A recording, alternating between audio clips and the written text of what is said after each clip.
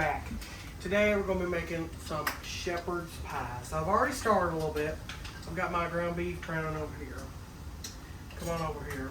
And then we're going to add our carrots and our onion, and don't tell nobody, but I'm going to put some mushrooms in there because they're good, but some people don't like them.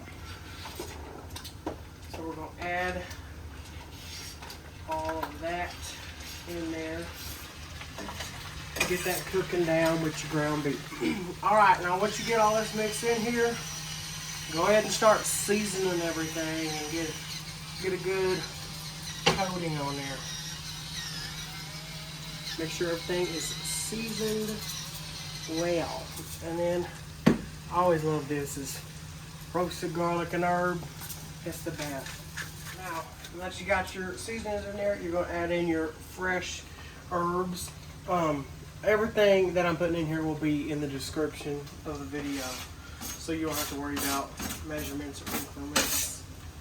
Everything will be there. All right, so after you get everything done and pretty well cooked, you're going to go ahead and add your garlic in here. I like a lot of garlic. You can do how much garlic you want, but you want to make sure that you do your garlic last because you don't want it to singe while everything else is cooking. All right, so now we've got everything cooked down here, and I like to cook this on a higher heat because if you get in here, you'll see we got these crispy pieces, and all that's just flavor, okay? And you'll get some stuff stuck on the bottom there, and this is my favorite part right here. So, I don't know why, but I just love wine sauces in everything I fix. So, I'm just gonna do this whole bottle here. If you got fancy stuff, use the fancy stuff, but I've got the cooking wine. And you can do half and half wine and chicken broth if you'd like, but I like wine sauces better, so I'm just going to use the wine and move it around here, scrape all the stuff off the bottom, get everything moving. Now that this is getting reduced, you're going to add in your tomato paste. All right, now you got that in there. Now you're going to add some of this Worcestershire W sauce. All right, get you a big old couple shakes in there. And this is cooking, you don't have to be exact. I like Worcestershire, so it's good. All right, so now we've got this done and I've cut the heat off. And right now, you wanna taste it, check it for seasoning, because it's not gonna change in the oven. So if you're happy with this, you shut it off and get done. And now we're gonna work on the potatoes. All right, so now with your potatoes, I boiled them while we were cooking. And then I've put them in my stand mixer and whipped them on high for a good 5 minutes and get them all mixed up and beat up to where there's no lumps. And then going in is a stick of butter, and you can season your potatoes however you like to, but I'm going with this, and everything that I use will be in the description, like I said earlier. But I'm going in with some stick of butter, about 1/4 cup of heavy cream. And then we're gonna let this beat in. So while it's mixing, we're gonna add in our 2 egg yolks. I like to add lots of salt and pepper. Make it how you feel like it. And then once we got plenty of salt and pepper in here, I'm gonna go in with a squirt of sour cream.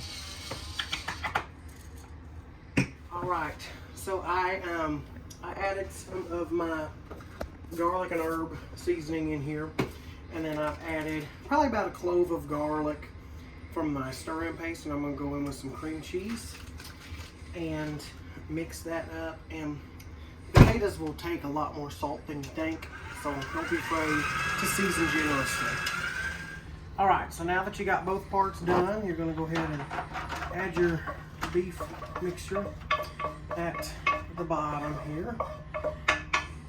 And we're gonna flatten this out, just like you're building a pie. And once you put it down there like that, super easy. Now, these mashed potatoes, I added more than 1/4 cup of heavy cream. And this is not how I normally make mashed potatoes because you can see they're real watery. But I like to make them waterier, is that even a word?